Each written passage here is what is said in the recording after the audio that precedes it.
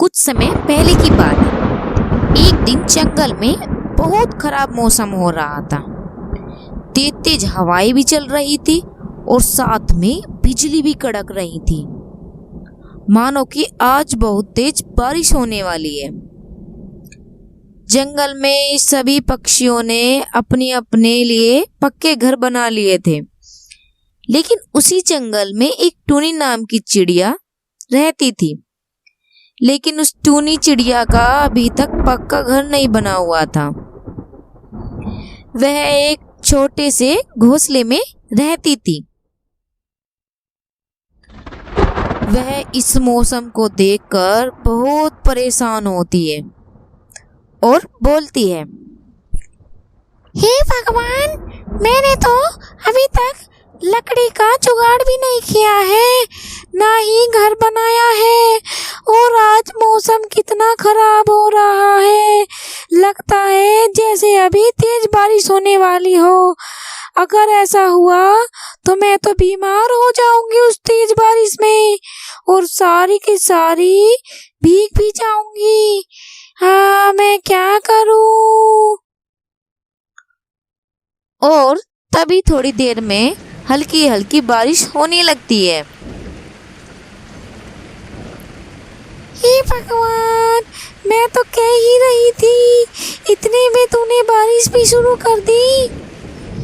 हे भगवान, ये बारिश की बूंदें कितनी ठंडी है और हवा भी कितनी ठंडी ठंडी चल रही है। अगर ये बूंद लगातार ऐसी पड़ती रहेगी, मैं तो बीमार हो जाऊंगी। कुछ तो करना पड़ेगा। अब मुझे इस बूंद से बचने के लिए क्या करूं? सोचती हूँ कुछ। और फिर टूनी चिड़िया बारिश से बचने के लिए अपने घोंसले से उड़ जाती है और पक्के घर की तलाश में निकल जाती है। वह इधर उधर घूमती रहती है।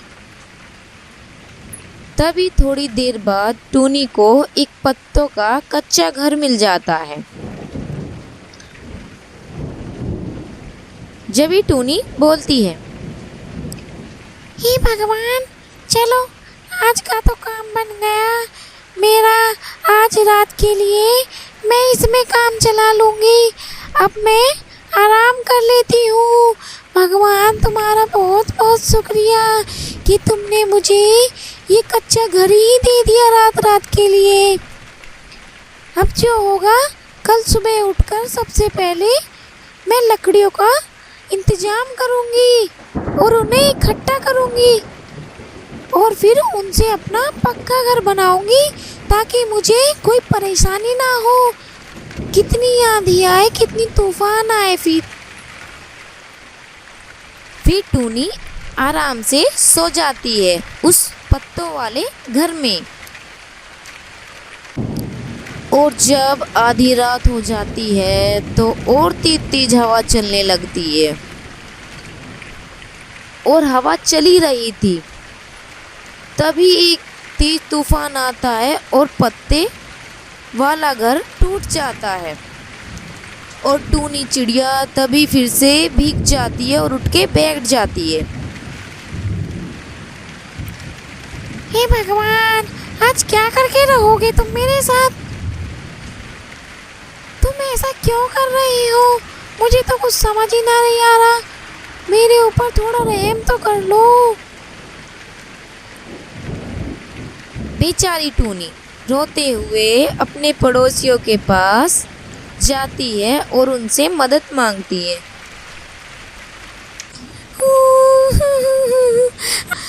आज मुझे मधु बहन के पास मदद के लिए जाना ही पड़ेगा। उनसे मदद मांगनी ही पड़ेगी।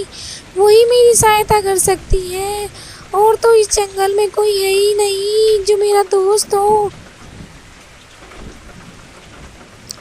फिर टूनी मधु के यहाँ आ जाती है। मधु बहन, ओ मधु बहन, मेरी सहायता करो, मैं बहुत समस्या में हूँ। तभी मधु आती है। हाँ बोलो बहन। आज रात मुझे अपने घर में ठहरने दोगी? कल सुबह होते ही मैं अपने घर का इंतजाम कर लूँगी। आज बहुत तेज बारिश हो रही है, मौसम भी इतना ख़राब है, मैं क्या करूँ? तुम अपने घर में मुझे जगह दे दो आज रात के लिए बस। तभी मधु बोलती है, देखो टूनी बहन, बुरा मत मानना, मेरे घर में खुद इतनी जगह नहीं है तो मैं तुम्हें कहाँ से लिटा लूँ?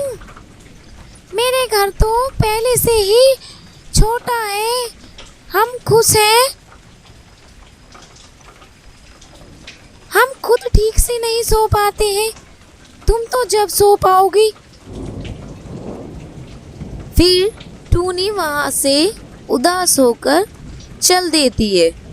वह एक नदी किनारे पेड़ पर बैठकर रोने लगती है।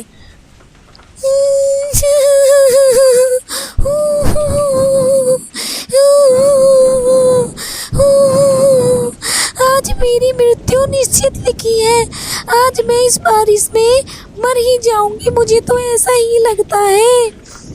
कोई मेरी मदद के लिए आता ही नहीं है, ना ही ऊपर वाला भगवान सुन रहा है। तभी वहाँ एक जोरों से बहुत तेज बिजली कड़कती है और वहाँ एक जादुई तरबूज का अच्छा घर आ जाता है।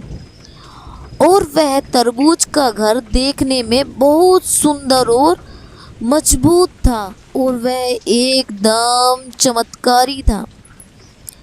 अब टूनी चिड़िया उस तरबूज के घर को देखकर बहुत अचंभा हो गई और तरबूज के घर में जाने के लिए तैयार हो गई और वह आराम से चलने लगी उस तरबूज के घर के पास। तभी वहां से आवाज आती है, अरे चिड़िया, तुम घबराओ नहीं, तुम इस घर में रह सकती हो, ये तुम्हारे लिए ही है, आ जाओ, तुम इसमें रहो, तुम्हें कोई दिक्कत नहीं होगी, तुम्हें हर चीज़ यहाँ मिलेगी।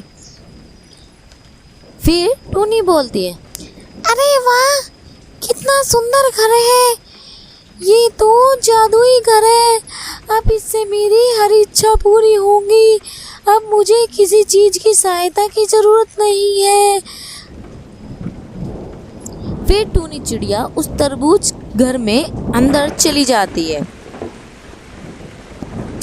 और वह बहुत खुश थी, क्योंकि वो जादुई तरबूज घर खूब बड़ा था और उसमें हर चीज़ थी, टूनी को किसी चीज़ की कमी भी नहीं हो रही थी। अब वह अपनी ज़िंदगी में बहुत खुश थी। दोस्तों, आपको यह वीडियो अच्छी लगी हो तो प्लीज़ इस वीडियो को लाइक करना और अपने दोस्तों के साथ ज़्यादा से ज़्यादा शेयर करना और इस चैनल को सब्सक्राइब करना। मिलते हैं नई वीडियो में नई कहानी के साथ। धन्यवाद।